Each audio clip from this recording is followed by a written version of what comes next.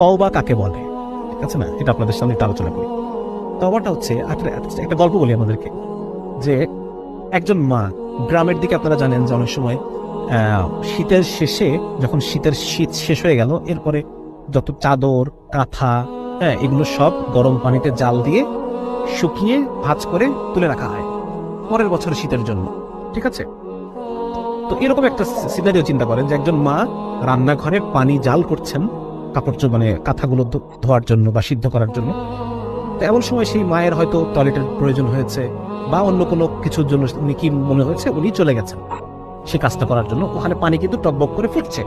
এমন সময় তার 2 বছর বয়সী বাচ্চা, সে টুকটুক করে হাঁটতে হাঁটতে হাঁটতে হাঁটতে এসে সেই গরম পানির মধ্যে পড়ে গেছে, পড়ে গিয়ে মরে সিদ্ধ হয়ে ভাসতেছে, ঠিক আছে। এখন ওই মা রান্নাঘরে প্রথম পা দিয়ে চুলার দিকে, মানে ওই পাতিলের গরম পানির যে পাতিল, সেই ডেকচি, সেদিকে তাকিয়ে এই মায়ের প্রথম ফিলিংসটা কি হবে? এই মায়ের প্রথম ফিলিংসটা কি হবে? হায় আমি কি করলাম, ঠিক না? এই মায়ের এই চুলার দিকে তাকিয়ে তার প্রথম যে ফিলিংস, হায় আমি কি করলাম, এটাকে বলে তওবা। দিস ইজ তওবা। এই মা তার বাকি জীবনে যদি আরো 80 বছর বাঁচে, সে আর কোনোদিন ওই দরজা খোলা রেখে যাবে না।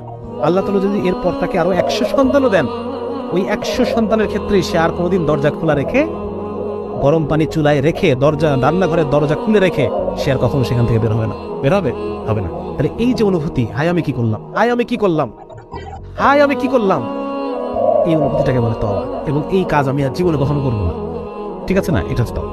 তো আমার এই তওবা, এই অনুভূতি, আমি যদি আল্লাহর সাথে, যতবার আমার গুনাহ হবে আমি আল্লাহর সাথে অনুভূতি করব, আল্লাহ তাআলা আমাকে মাফ করে দেবেন। এবং আলেমরাই কথা বলেন, যে বান্দার মধ্যে এই তওবার অভ্যাস আছে, আল্লাহ তাআলা একটা সময় তাকে গুনাহ ছাড়িয়ে দেবেন ইনশাআল্লাহ। আল্লাহ তাআলা আমাকে ছাড়ার পরিবেশ তৈরি করে দেবেন, ছাড়ার পরিবেশ তৈরি করে দেবেন, আমার জন্য গুনাহ করাকে কঠিন করে দেবেন। আমরা দোয়া করবো আল্লাহর কাছে, আল্লাহ আপনি আমার জন্য নেক আমল করাকে সহজ করে দেন, গুনাহ করাকে আমার জন্য কঠিন করে দেন, যেন আমি গুনাহ করতে পারি।